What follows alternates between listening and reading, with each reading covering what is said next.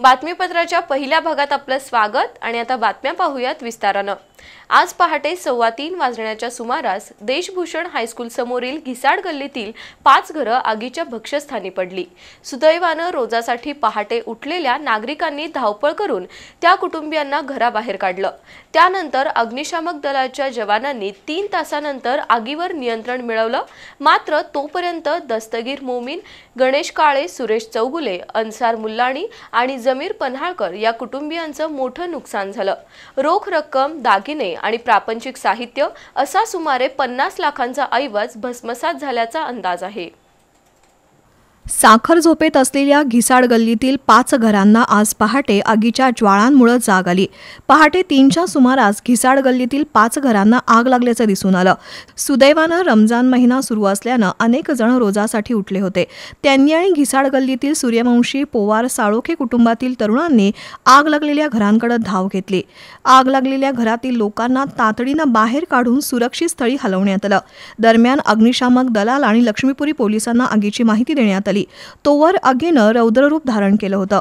महापालिकेच्या अग्निशामक दलाच्या कर्मचाऱ्यांनी शर्थीचे प्रयत्न करून 3 तासांनंतर आग आटोक्यात आणली।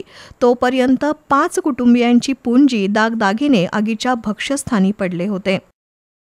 4-5 घर आपले हे जळलेले आहेत।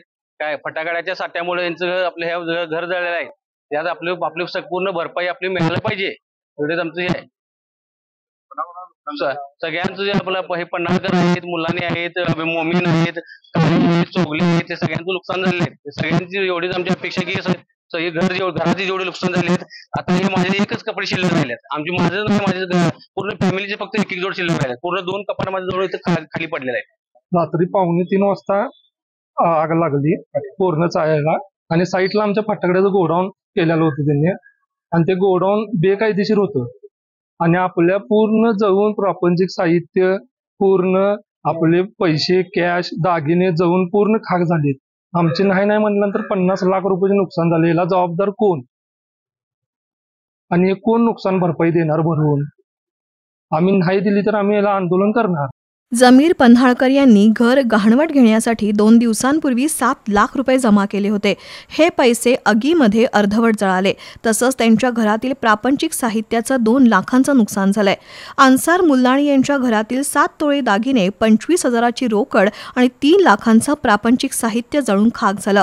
दस्तगीर मोमीन यांचंही 7 ते 8 लाखांचं नुकसान झालंय। गणेश काळे यांच्या घरातील सोनं, टीव्ही, फ्रीज यांचं सुमारे 5 लाख रुपयांचं नुकसान झालंय। तर सुरेश चौगुले यांचं पोटमाळ्यासह संपूर्ण घर जळाल्यानं 3 लाखांचं नुकसान झालंय। पण आग नेमकी कशामुळे लागली याचं कारण अद्याप अस्पष्ट आहे। दरम्यान याच चाळीतील एका खोलीमध्ये फटाके ठेवले होते। सुदैवानं फटाक्यांना आगीची फारशी झळ बसली नाही। दरम्यान लक्ष्मीपुरीचे पोलीस निरीक्षक श्रीराम कन्हेरकर, उपनिरीक्षक दाजी देठे, हवालदार शिवाजी राऊत, प्रकाश लोहार, नारायण पाटील, शिवाजी जाधव यांनी सुद्धा मदत कार्यात सहभाग घेतला। तर करवीरचे मंडल अधिकारी संतोष पाटील, तलाठी विपिन उगलमुगले आणि कोतवाल असलम शेख यांनी नुकसानीचे पंचनामे केले। ही आग नेमकी कशामुळे आणि कुणामुळे लागली याचा शोध घेऊन गुन्हा दाखल करावा अशी स्थानिक नागरिकांची मागणी आहे।